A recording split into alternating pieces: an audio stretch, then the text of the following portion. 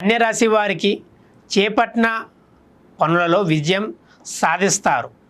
ఆర్థికంగా గతం కంటే మెరుగైన పరిస్థితులు ఉంటాయి.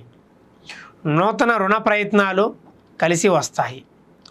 గృహ నిర్మాణ ఆలోచనలు ఆచరణలో పెడతారు. వృత్తి ఉద్యోగాలలో అధికారులతో విభేదాలకు దూరంగా ఉండటం మంచిది. వ్యాపారాలు ఆశించిన విధంగా రాణిస్తాయి. మీ తప్పులను కప్పిపుంచుకోకండి. చట్టపరమైన విషయాలలో కొంత ఇబ్బంది ఉండవచ్చు. ఎవరికి డబ్బు అప్పుగా ఇవ్వడం చేయడం మంచిది కాదు.